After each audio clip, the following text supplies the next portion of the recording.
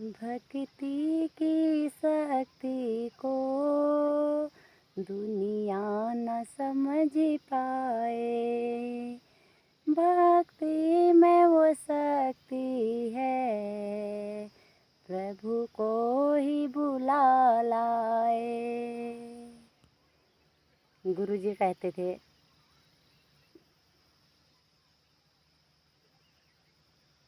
प्रश्न पूछने पर कि भगवान को कैसे पाऊं, मैं उसके बिना रह नहीं सकती। तो गुरुजी ने कहा, भगवान कोई दूर छोड़ना है, भगवान तुम्हारे अंदर है।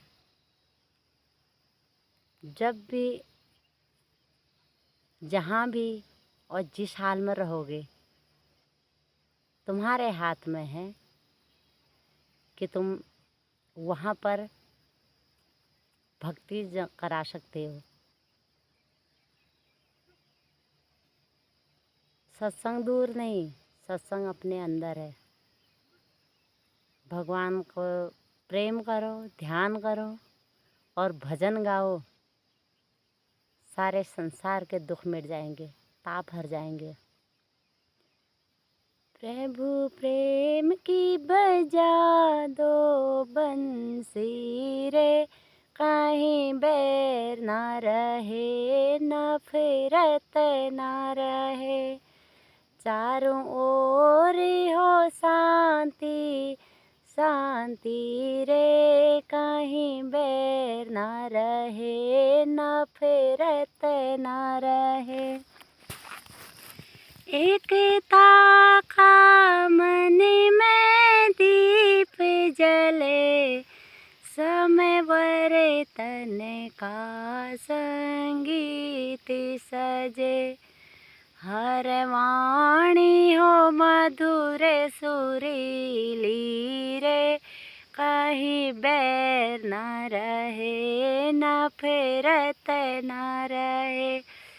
प्रभु प्रेम की बजा दो बंसी रे, कहीं बैर न रहे, नफरत न रहे। प्रभु सारे जग के ताप हरो, हर पीड़ा हर संताप हरो। निकले ना धर्म की अरथी रे, कहीं बैर ना रहे, नफरत ना रहे। प्रभु प्रेम की बजा दो बंसी रे, कहीं बैर ना रहे, नफरत ना रहे।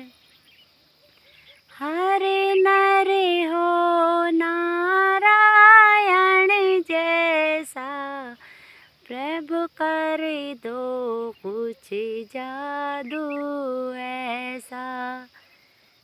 देवों से लगे हर नगरी रे, कहीं बैर ना रहे, नफरत ना रहे।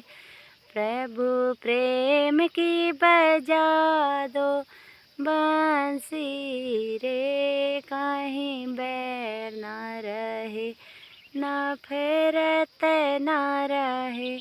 कहीं बैर ना रहे, नफरत ना रहे।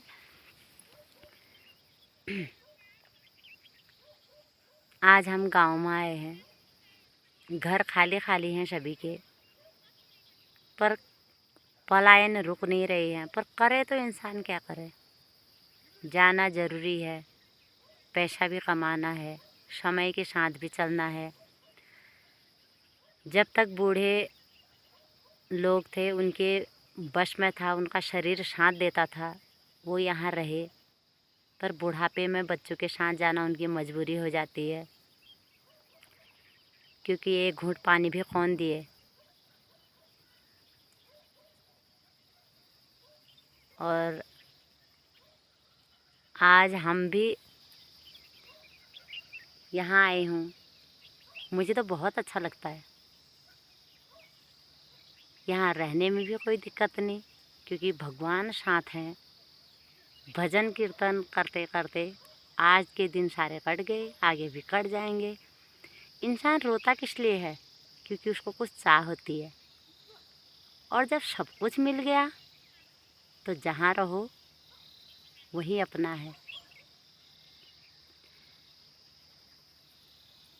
जब तक इंसान कर्म करता है तो देखने वालों का नज़रिया अलग होता है।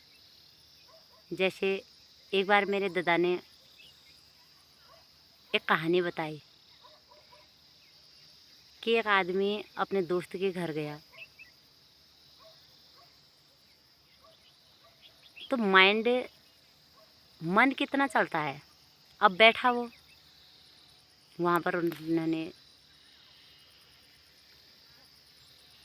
उस व्यक्ति ने, जो उसका दोस्त था, अंदर चला गया। अंदर गया और बैठा हुआ दोस्त का मन चलने लग गया। बोल रहे, मैं यहाँ पर इतनी देर से बैठा हूँ, न पानी के लिए पूछ रहा, न चाय के लिए पूछ रहा। इतना सोचा ही था कि वो अंदर से शरबत बता के ले आया। फिर वो शरबत पीते पीते सोचने लगा, आहा, मेरा मन कितना ख़राब था। मैं चाय और पानी के लिए कह रही हूँ, ये तो अंदर शरबत बना रहा था, इसमें तो टाइम लगता ही है। तो वहीं पर उसका माइंड चेंज हो गया। तो ऐसे ही हम भी किसी को कर्म करते हुए देखते हैं तो अपने मन के हिसाब से सोच लेते हैं, जब तक उसकी ज़बान ना खुले। अगर हम उससे ऑन द स्पॉट उसी समय पूछ लें कि मेरे मन में ये प्रश्न हुआ, इस प्रश्न का उत्तर दे, तो वो बात वहीं पर क्लियर हो जाती है। आज मैं भी गांव में आकर इतना खुश होकर काम कर रही हूँ। मेरे इतने सारे फ्रेंड हैं, ये ज़िंदगी भर साल भर तक काम करते हैं। मैं अगर 2 महीने काम करने के लिए भी आई हूँ तो मुझे तो पहले से ही अच्छा लगता था, पर बाहर जाना मेरी मजबूरी हो गई थी।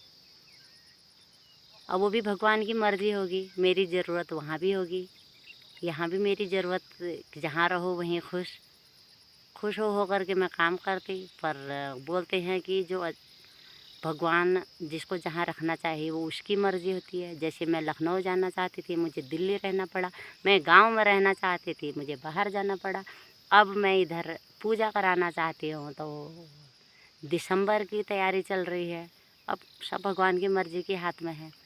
अब मेरे मन में जैसे ये था कि मैं आकर के, ये लोग साल भर तक काम कर सकते हैं तो मैं 2 महीने क्यों ना कर सकूं। और इंसान रो रो के करता है, मैं खुश हो के करूं। अब जब तक किसी के मन में ये प्रश्न ना उठे तो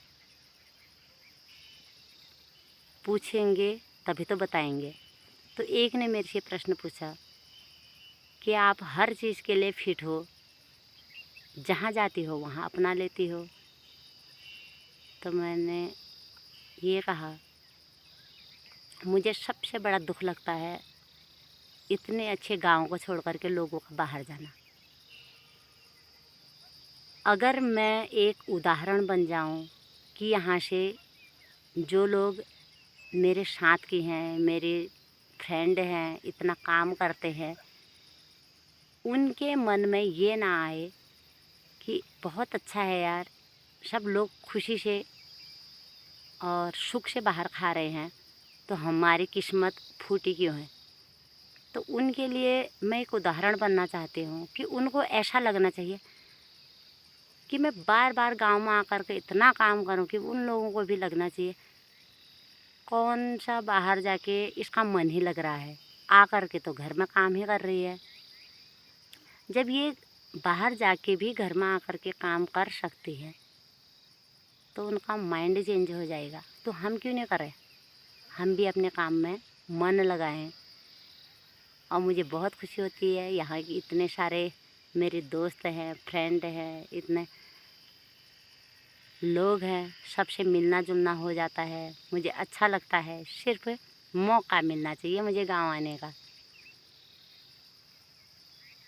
मैंने कंप्यूटर सीखा, इसलिए नहीं सीखा कि मुझे कमाना है, मैंने इसलिए सीखा कि मैं अपने साथ वालों को और अपने जो जिसको ज़रूरत है उसको मैं बता सकूं। बीएड किया, एनटीटी की, ये समझने के लिए कि कर्म करना है, बैठना नहीं है, क्या पता कभी ना कभी काम आ जाए। एक बार पार्लर किया, कलकत्ता में सीखा, पता था कि कभी ना कभी काम आएगा। जहाँ जाती हूँ वहाँ पर पैसे कमा लेती हूँ। एक रोटी बनाने वाला व्यक्ति अगर उसने सीख लिया है कि रोटी कैसे बनाई जाए, तो ये परात, चकला, बेलन, चिमटा, तवा ये थोड़ा ना ले जाता है सब जगह। मटेरियल यही रखता है, विदेश में भी जाएगा अगर उसके माइंड में है तो वहीं का सामान, वहीं की थाली, वहीं का चकला बेलन रोटी बना के खा लेगा। इसीलिए हर चीज़ सीखना है कि वो कर सकता है तो मैं क्यों नहीं। और जिसने भी मुझे ये बुद्धि दी मैं उसका बहुत बहुत धन्यवाद करती हूँ। उस गुरु मानती हूँ कि उन्होंने मुझे कर्म करना सिखाया और कर्म करते करते खुश रहना सिखाया। उन्होंने ये बोला, गुरुजी को मैं बहुत बहुत धन्यवाद करती हूँ, मुस्कुराना और शुक्राना, हमेशा खुश रहना और हमेशा भगवान का धन्यवाद करना। चाहे तुमको दुख आए चाहे तुमको सुख आए, ये दो काम कभी नहीं छोड़ना। धन्यवाद और खुश मुस्कुराते रहना। हम यही कहते हैं कि एक बार जय हो फिल्म चली थी, उसमें कहा था थैंक यू के बदले दो की मदद करना। हमको भी ये काम दिया है कि हमारा ऐसा कभी टेढ़ा मुँह ना होए कि दूसरे को ऐसा लगे कि इसको हुआ क्या है। रामकृष्ण परमहंस, विवेक, ये जितने भी भक्त लोग हैं वो ये कहते थे कि कैंसर होने के बावजूद भी वे हमेशा मुस्कुराते रहे। संत हमेशा मुस्कुराते रहते हैं क्योंकि वह प्रभु की रज़ा में राजी होते हैं। जिसको भगवान से प्रेम होता है वो सोचते हैं कि भगवान मुझसे यही चाह रहा होगा। जो भी वर्तमान में कोई भी काम आता है उसको चुनौती, उसको परीक्षा समझ के कर लिया करना है, पर मुस्कुराना और शुक्राना नहीं छोड़ना है। धन्यवाद। आप सभी को ये वीडियो अच्छी लगी हो तो आप भी हमेशा मुस्कुराते रहना, चाहे कुछ भी हो जाए, मौत भी आ जाए, मुस्कुराना ही नहीं छोड़ना और भगवान का धन्यवाद करना नहीं छोड़ना। भगवान कहाँ नहीं है, ये फूल में भगवान ही है। इतने छोटे ये फूल में भी देखो प्रकृति कैसे, क्या हम इसको सींचते हैं, हम इसको बनाते हैं। हरियाली में एक पेंटिंग करता है, हरा रंग भरता है, पानी पड़ता है सब बह जाता है, पर इतनी हरियाली में हरा रंग कौन भरता है। एक पौधा लगाते हैं गमले में, रोज़ मैंने लगाया, मैं ऐसा लगाता हूँ, मैं गार्डन लगाता हूँ, मैं ये लगाता हूँ। जंगल के पेड़ों को कौन सींच रहा है, फलों को कौन बढ़ा रहा है, कौन उन पर अंकुर लगता है। हरा रंग फल का होता है और पकते पकते पीला हो जाता है और अंदर से मीठा रस हो जाता है। क्या हम उसमें क्या बदलाव करते हैं। इसलिए सारे बात की एक बात है, घमंड छोड़ो और भगवान की रज़ा में राजी हो। जो भी वो जिस काम को सौंपता है जिम्मेदारी समझ के उसको मुस्कुराते हुए और शुक्राना गाते हुए करते रहो। फल की आशा मत करो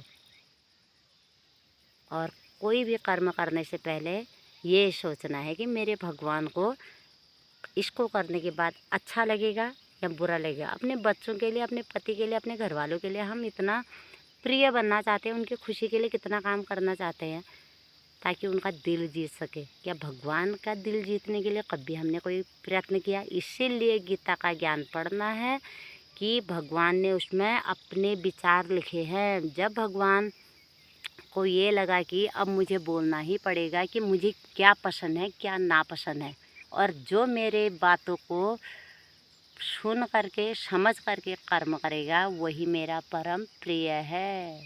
यही गीता ज्ञान है, इसीलिए गीता ज्ञान पढ़ते हैं। धन्यवाद।